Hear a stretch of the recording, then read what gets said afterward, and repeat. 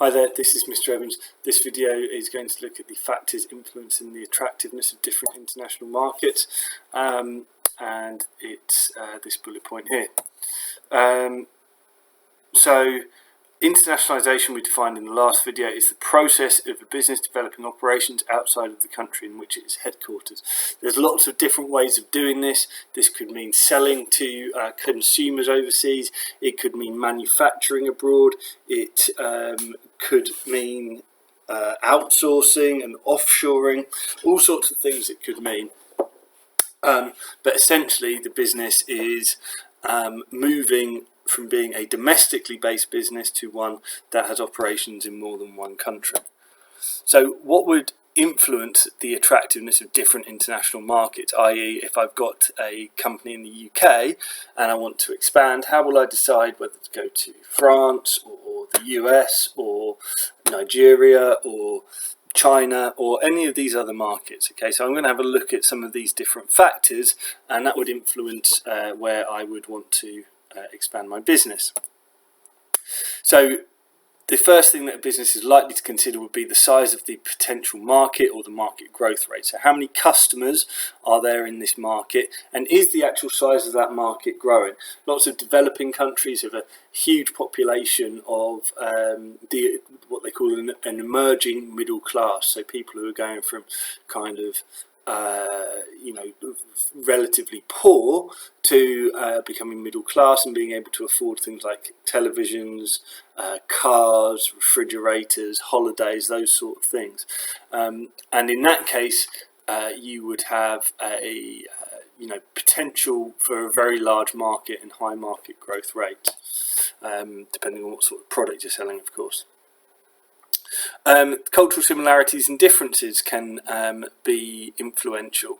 The UK tends to be quite culturally similar to the US and Australia, maybe slightly less culturally similar to some of our partners in Europe, and again, even more dissimilar from sort of Asian, African economies.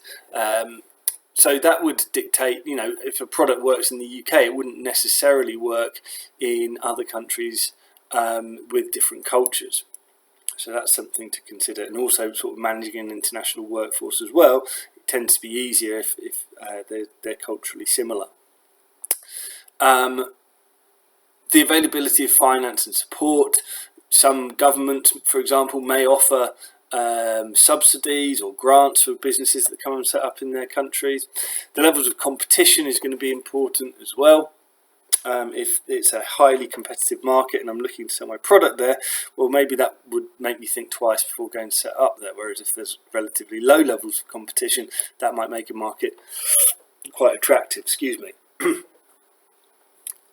So opportunities for alliances and joint ventures are often indeed a condition for coming into certain markets. I currently live in the UAE, the United Arab Emirates, and in order to start a business here you need to have some local people on the board. So if a British company wanted to come here, they may have to look for a joint venture with a local company to ensure that there was some Emiratis on the board. The infrastructure of a particular country might make it attractive or otherwise. If there are good roads, transport networks, airports, etc., the broadband infrastructure, is that in place? Things like gas and water can obviously add huge costs if they're not in place for a business, and would make a country generally less attractive if infrastructure is not in place. The extent to which that market is accessible as well. It's all very well saying, we're a British water company and we're going to sell water to the Australians, but it's not really that practical to ship a very heavy product like water overseas. So you need to think twice about where you're going to export your product to, and is it accessible to you. Particularly in terms of if we're looking to manufacture abroad, we might consider if our suppliers are there. If we've got suppliers in that market, that might make the market particularly attractive because we are closer to the raw materials, which may well mean we can secure raw materials for a cheaper price.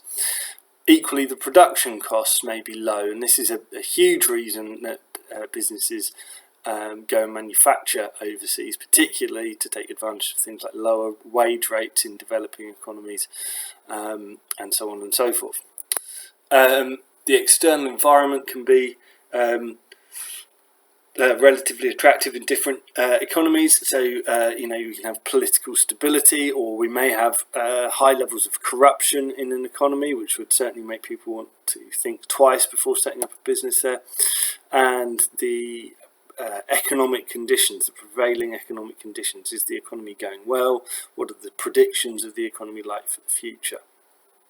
So these are some of the factors that would influence whether or not an international market is attractive to a company, particularly in terms of going to sell abroad. But internationalization, remember, it can include things like manufacturing abroad and offshore and so on. But these are the factors that a business would want to consider before moving abroad. Ethical considerations as well. Things like treatment of the workforce and environmental concerns can be a big issue.